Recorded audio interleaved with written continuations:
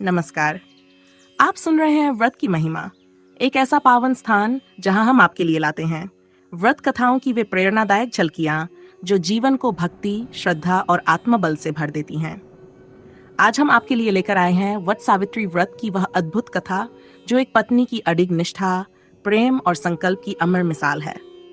बहुत समय पहले मद्र देश में अश्वपति नामक एक धर्मात्मा राजा राज्य करते थे। वे सत्यनिष्ठ, क्षमाशील और धर्मपरायण थे, लेकिन संतान के अभाव से उनका हृदय शून्य था।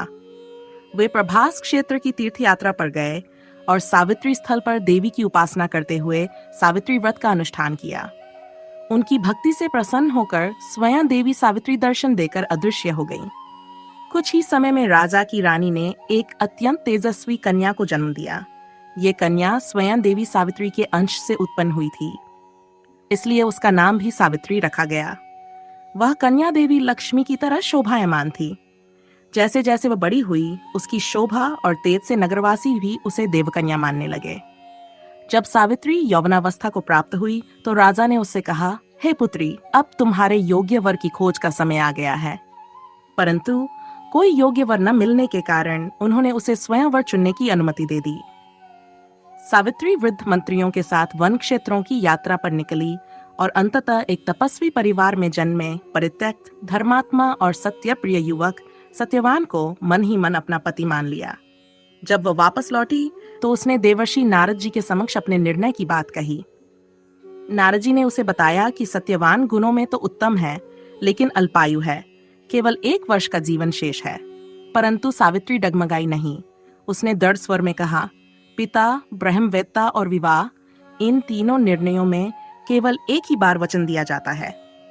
मैंने एक बार जिसे पति रूप में वरण कर लिया, उससे कभी पीछे नहीं हटूंगी।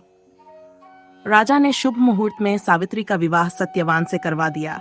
वह अपने सास ससुर के साथ वन में रहने लगी और हर दिन नारद जी के वचनों को याद रखती उस दिन की प्रतीक्षा करती रही जब सत्यवान का अंतिम समय आएगा। जब वह दिन आया, सावित्री ने 3 दिन का उपवास किया। तीसरे दिन उसने देवताओं, पितरों की पूजा की और सास ससुर को प्रणाम कर अपने पति के साथ वन में लकड़ी लेने गई। वहीं सत्यवान को अचानक सिर में पीड़ा हुई और वह सावित्री की गोद में लेट गया। तभी सावित्री ने देखा, एक तेजस्वी पुरुष, पीतांबर पहने, किरीटधारी, सांवले वर्ण के, सूर्य के समान तेज से प्रकट हुए। ये थे यमराज। उन्होंने कहा, सावित्री, सत्यवान की आयु समाप्त हो गई है, मैं स्वयं उसकी आत्मा लेने आया हूँ। उन्होंने अंगुष्ठ के आकार की आत्मा को उसके शरीर से निकाल लिया और यमपुरी की ओर चलने लगे। सावित्री उनके पीछे चल पड़ी। यमराज ने समझाया, कोई भी जीव आयु समाप्त हुए बिना यमलोक नहीं जा सकता। लेकिन सावित्री बोली, मेरे पति जहां हैं, वहीं मेरा स्थान है। आपके साथ चलने में मुझे कोई संकोच नहीं, क्योंकि आप धर्म के मार्ग पर हैं और मैं एक पतिव्रता स्त्री हूँ। यमराज उसकी वाणी, भक्ति और संयम से प्रसन्न हो गए और उसे वरदान देने लगे। सावित्री ने पहले अपने ससुर का राज्य, फिर उनकी आंखों की ज्योति और अंत में स्वयं को 100 पुत्रों का वरदान मांगा। यमराज समझ गए कि बिना सत्यवान को लौटाए ये वरदान पूरे नहीं हो सकते। उन्होंने आत्मा को मुक्त किया और सत्यवान को जीवनदान दे दिया। सावित्री सत्यवान के साथ लौट आई।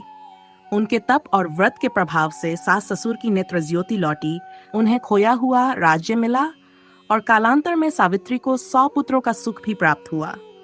वट सावित्री व्रत की यही वह अनुपम कथा है जो हमें सिखाती है कि अटल श्रद्धा, सच्चा प्रेम और धर्म में दृढ़ निष्ठा हो तो असंभव को भी संभव किया जा सकता है।